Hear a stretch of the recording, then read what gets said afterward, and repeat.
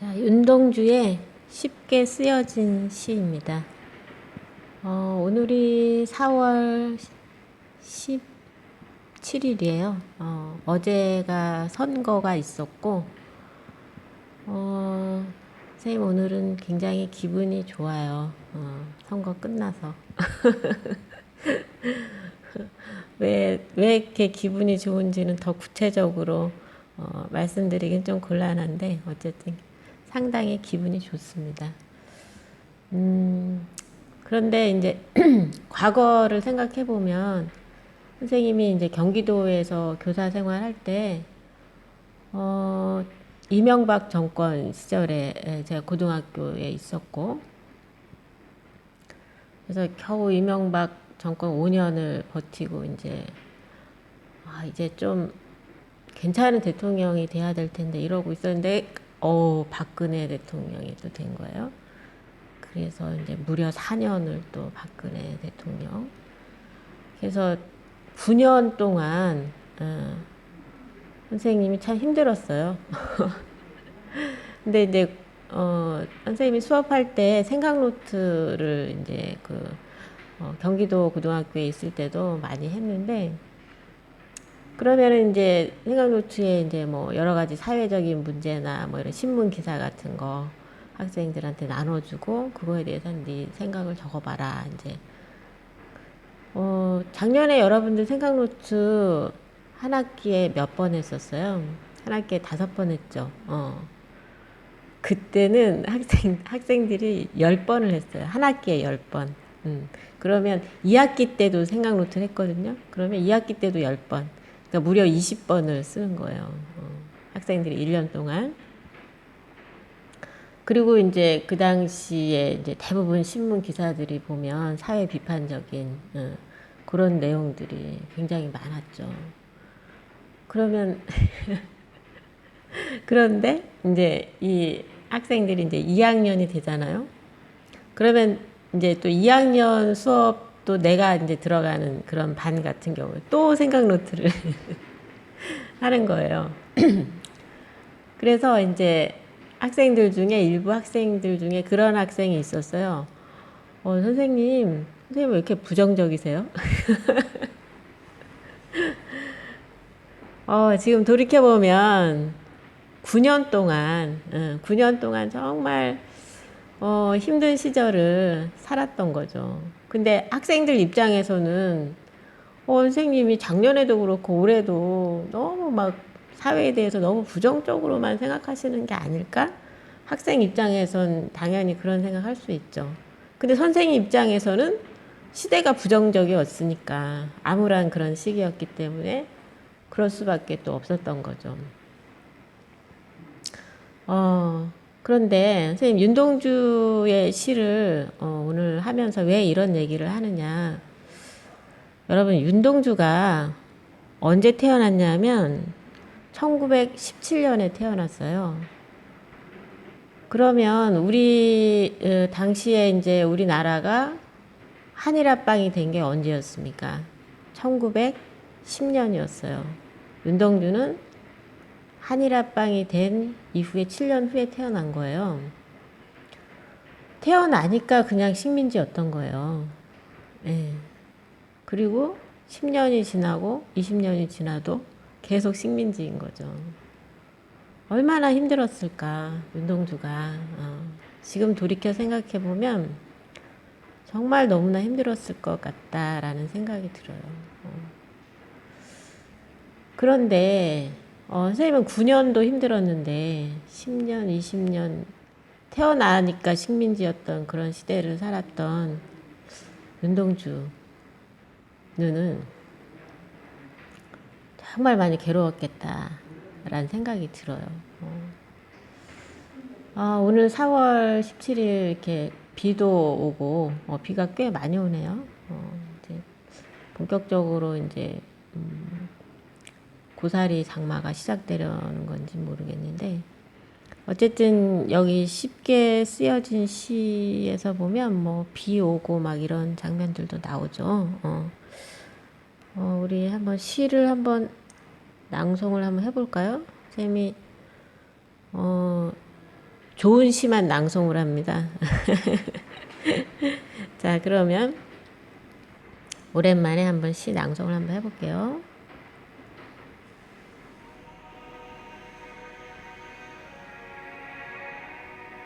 쉽게 쓰여진 시, 윤동주. 창밖에 밤비가 속살거려 육첩방은 남의 나라. 시인이란 슬픈 천명인 줄 알면서도 한 줄 시를 적어볼까. 땀내와 사랑내 포근히 품긴 보내주신 학비 봉투를 받아 대학 노트를 끼고 늙은 교수의 강의 들으러 간다. 생각해보면 어린 때 동물을 하나, 둘, 죄다 잃어버리고 나는 무얼 바라. 나는 다만 홀로 침전하는 것일까. 인생은 살기 어렵다는데 시가 이렇게 쉽게 쓰여지는 것은 부끄러운 일이다.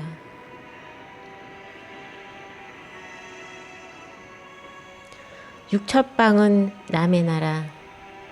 창밖에 밤비가 속살거리는데 등불을 밝혀 어둠을 조금 내몰고 시대처럼 올 아침을 기다리는 최후의 나. 나는 나에게 작은 손을 내밀어 눈물과 위안으로 잡는 최초의 악수.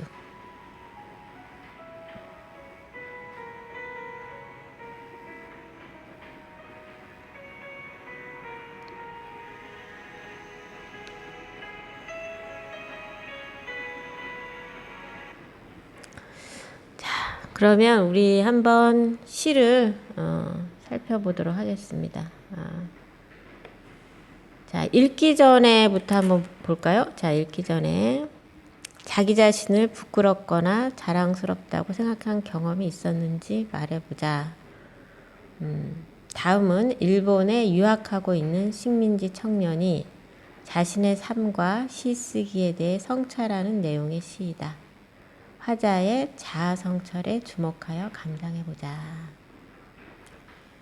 자, 일단 쉽게 쓰여진 시라는 제목부터 보겠습니다.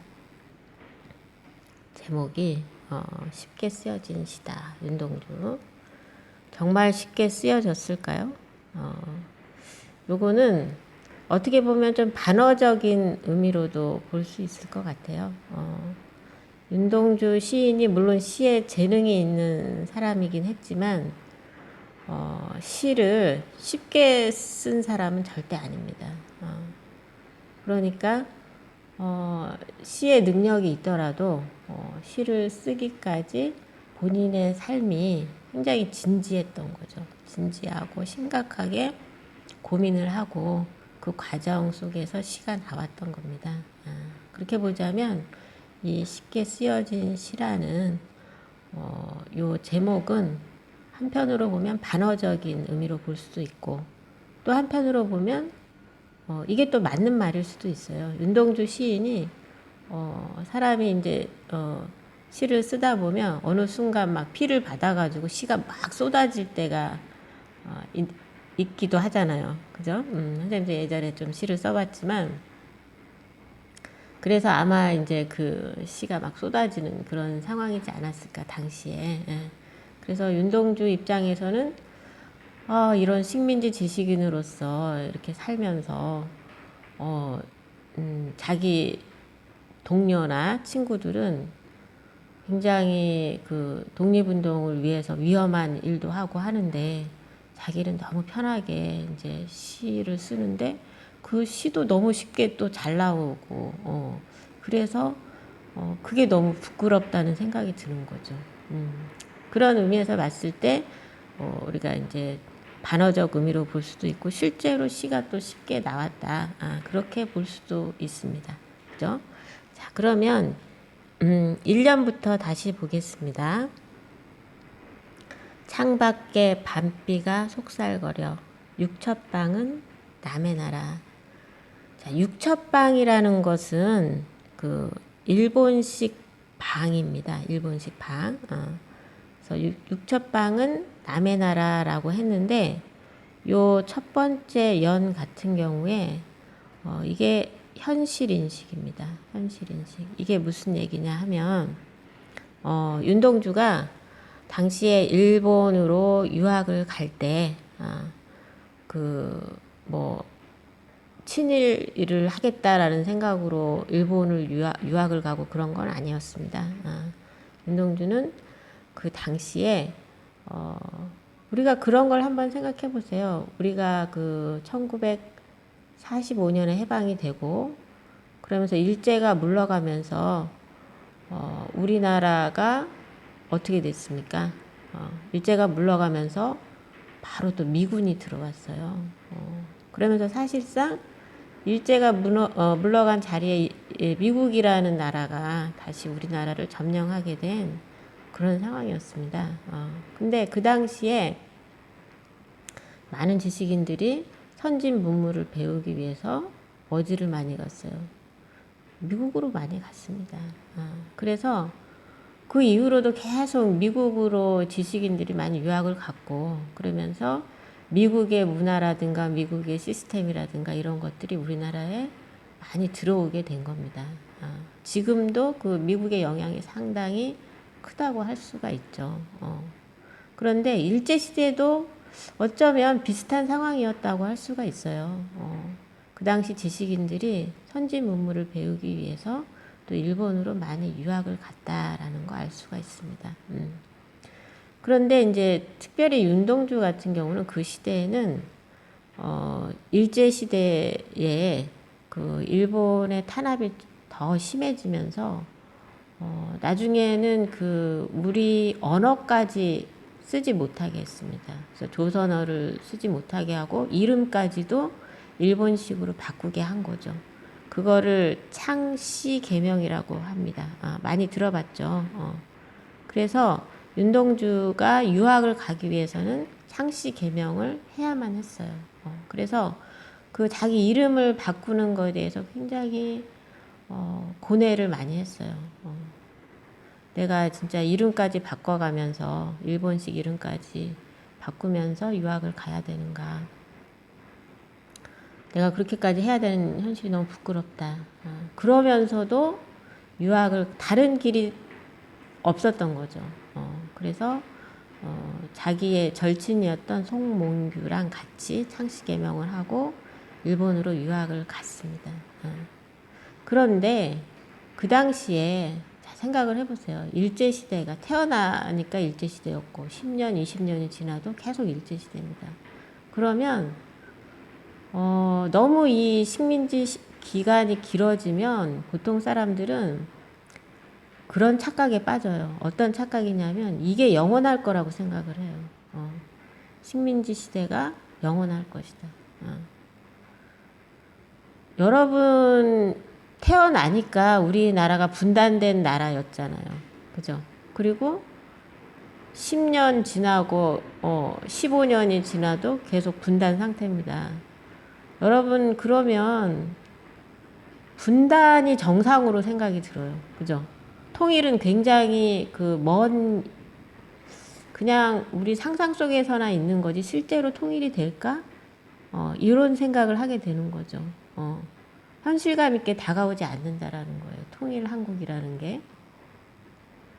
마찬가지로 당시 일제시대에 태어난 그런 젊은 사람들 같은 경우는 일제시대가 너무 당연한 거고 그것이 앞으로도 계속 지속될 거라는 생각을 쉽게 할 수가 있는 거죠. 그래서 그런 사람들이 보통 시대를 보는 그 시각이 짧은 거예요. 긴 안목에서 우리나라 역사를 보는 게 아니죠. 우리나라 긴 안목에서 보면 우리나라는 정말 반만년의 역사를 주권 국가로 살아왔던 그런 나라고 일제시대로 바뀐 거는 불과 한 몇십 년밖에 되지 않는 거예요. 윤동주 시대로 생각을 하면. 근데 그 그거를 긴 역사적 안목에서 보지 않고 짧은 기간으로만 봤을 때는 마치 일제시대가 영원할 것처럼 그런 생각이 드는 거죠. 그래서 실제로 지식인들 중에 일제시대가 계속 길어지면서 상당수의 지식인들이 오히려 친일파로 돌아서는 그런 일들이 꽤 많이 벌어졌습니다. 자, 그래서 이 1년이 선생님 굉장히 중요하다고 생각하는데 그 이유가 뭐냐면 자, 창밖에 밤비가 속살거려 육첩방은 남의 나라입니다. 그러니까 만약에 친일을 할 생각이 있는 지식인이었다면 육첩방은 남의 나라가 아닌 거죠. 그죠? 그냥 내 나라입니다. 근데 이 일련에서 윤동주는 남의 나라라고 분명히 인식을 하고 있습니다. 이게 뭡니까? 냉철한 현실 인식입니다. 나는 식민지 시대를 살고 있다. 그리고 나의 조국은 조선은 따로 있다. 그렇게 생각을 하는 거죠. 그러니까 식민지 지식인으로서의 어떤 자존심과 자의식을 분명히 갖고 있다라는 것을 일련에서 우리가 알 수 있습니다. 그죠? 자기 인식, 식민지 지식인으로서의 자기 자신을 부정하지 않고 여기가 자기가 식민지를 살고 있다라는 현실을 인정하고 있는 거죠. 가장 중요한 거는 솔직하게 현실을 인정을 하는 거예요. 왜곡하지 않고 자기 자신을 속이지 않고 식민지라는 것을 솔직하게 인정하는 거. 거기에서부터 어떤 진정한 그런 어떤 민족주의자로서 제대로 된 지식인으로서 올바르게 살 수 있는 가장 기본적인 토대가 거기에서 시작이 된다라고 볼 수가 있습니다. 그래서 1년은 그렇게 냉철한 현실 인식을 하고 있다라는 것에서 출발하고 있다라는 걸 여러분들 꼭 기억을 해주세요. 자, 그 다음에 이제 두 번째 연을 보겠습니다. 시인이란 슬픈 천명인 줄 알면서도 한 줄 시를 적어볼까. 자, 시인이란 슬픈 천명이다. 천명은 운명 같은 걸 얘기하는 거죠. 시인으로 태어나는 거죠. 그런데 왜 슬프다라고 느꼈을까요? 그 당시에 그 윤동주의 절친이었던 송몽규, 사촌이기도 했습니다. 굉장히 가까운 사이였고 어릴 때부터 같이 자랐는데 이 송몽규는 적극적으로 일제에 저항하는 그런 활동을 하려고 했어요. 근데 윤동주는 그런 송몽규처럼 적극적으로 나서는 그런 성격이 아니었고 본인은 시를 쓰고 싶다라는 그런 의지가 상당히 강했어요. 그래서 그런 면을 갖고 송몽규랑 좀 갈등도 있고 그랬습니다. 그래서 좀 나도 송몽규처럼 용감하게 저렇게 막 나서고 싶은데 또 나는 시를 써야 되니까 그죠? 그렇게 생각하면 시인이라는 게 슬픈 천명처럼 느껴질 수도 있는 거죠. 그죠? 자, 시인이란 슬픈 천명인 줄 알면서도 한 줄 시를 적어볼까? 땀내와 사랑내 포근히 품긴 보내주신 학비 봉투를 받아. 자, 요 부분도 보면 부모님의 어떤 사랑이 느껴지면서도 동시에 윤동주의 부모님에 대한 어떤 미안한 감정, 그리고 내가 좀 씩씩하게 돈도 내가 스스로 벌고 그렇게 살면 좀 더 떳떳할 수 있을 텐데 부모님도 그렇게 넉넉하지 않은 편인데 부모님께 용돈 받아가면서 나는 너무 편하게 공부하고 또 시까지 쓰고 사치스럽게 너무 이렇게 사는 게 아닐까라는 그런 어떤 고민이 좀 느껴지죠. 자, 대학 노트를 끼고 늙은 교수의 강의 들으러 간다. 자, 늙은 교수라는 건 여기서 어떤 좀 이렇게 생기발랄한 그런 수업이 아니라 좀 고리타분하고 현실 문제와 좀 동떨어진 그런 수업만 듣고 있다라는 자신의 현실에 대한 어떤 이런 걸 보고 약간 내가 이렇게 사는 게 과연 맞는 걸까? 이런 걸 뭐라고 합니까? 이런 걸 회의적인 시각. 자신의 삶에 대한 어떤 회의적인 그런 시각이 좀 느껴지죠.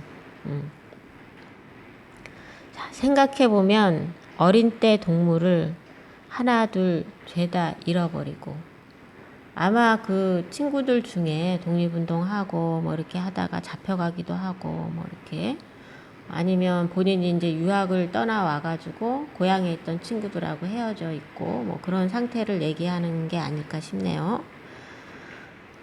나는 무얼 바라? 나는 다만 홀로 침전하는 것일까? 나는 무엇을 위해서 이렇게 혼자 침전, 뭔가에 깊이 빠져들어가고 있는 그런 상황을 얘기합니다. 인생은 살기 어렵다는데 시가 이렇게 쉽게 쓰여지는 것은 부끄러운 일이다. 자, 그래서 천년부터 여기까지. 여기까지 전체적인 내용은 분위기는 어떤 것 같아요? 굉장히 우울하죠. 우울하고 자신이 현재 일본에서 유학 생활을 하고 있지만 뭔가 좀 무기력한 거죠. 그죠? 무기력하고 그런 자신의 삶에 대해서 좀 이렇게 살아도 되는 걸까 하는 회의적인 우울하고 회의적인 그런 시각이 잘 보여지고 있습니다. 그렇죠? 자, 이러다가 이제 그 다음부터 약간 분위기가 달라집니다. 보겠습니다. 다시 이렇게 현실 인식이 들어갑니다. 육첩방은 남의 나라. 창밖에 밤비가 속살거리는데 1년에서와 같은 그런 현실 인식이 나오지만 여기에서는 조금 더 깊이 있어진 그런 현실 인식인 것 같아요. 예.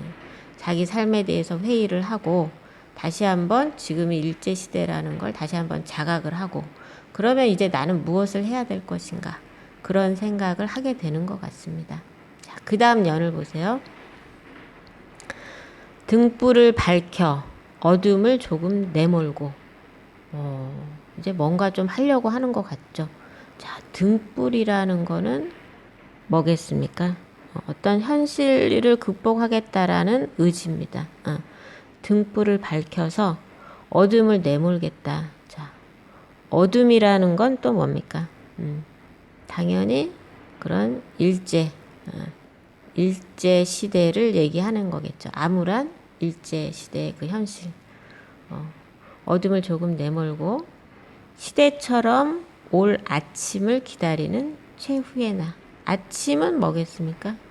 어떤 새로운 시대, 광복의 시대를 얘기하는 거겠죠. 광복을 꿈꾸는 겁니다.